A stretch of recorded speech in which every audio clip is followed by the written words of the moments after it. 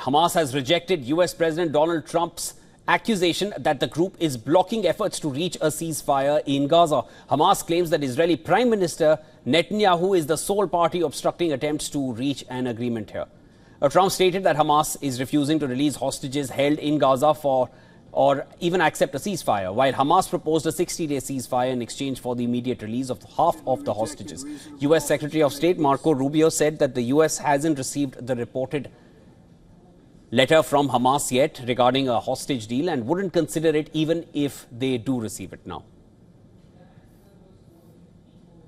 We haven't seen the letter. We don't have that letter. And even if we did, it wouldn't matter. The president has already made clear he's not interested in 60 days, 10 people. He wants all the hostages out, all 48, including the 20 who are alive, the 28 who are deceased. He wants them all out. Addressing the UNGA in New York, Qatar's Emir Sheikh Tamim Al Thani accused Israel of trying to derail Gaza ceasefire negotiations and claimed Israel's true goal is to destroy Gaza.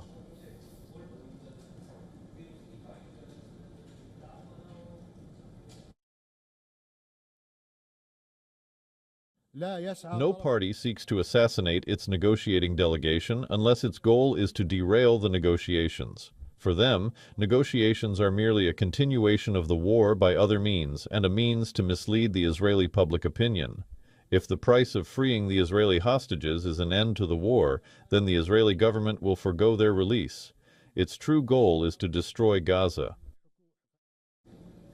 Addressing the UNGA, US President Donald Trump condemned the recognition of a Palestinian state by Western allies, calling it a reward for Hamas' horrible atrocities. Some of this body is seeking to unilaterally recognize a Palestinian state.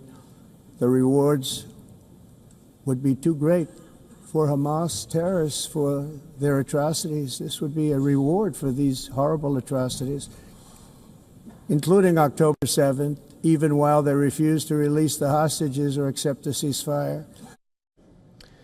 World leaders are weighing in on the war in Gaza, with Turkish President Erdogan calling on countries to recognize a Palestinian state. He said that those responsible for the genocide in Gaza must be held accountable under international law. I thank all countries that have announced their recognition of the state of Palestine. I call on those states that have not yet taken this decision to take immediate action.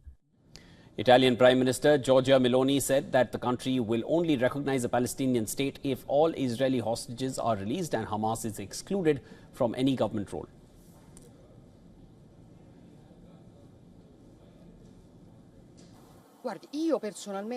In the sense that I think the main political pressure should be directed towards Hamas, because it is Hamas that started this war, and it is Hamas that is preventing the war from ending by refusing to release the hostages.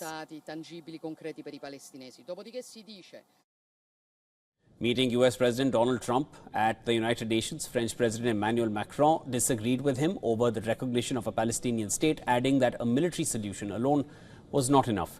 He also warned that France won't remain inactive if Israel imposes sanctions following France's recognition of the Palestinian state.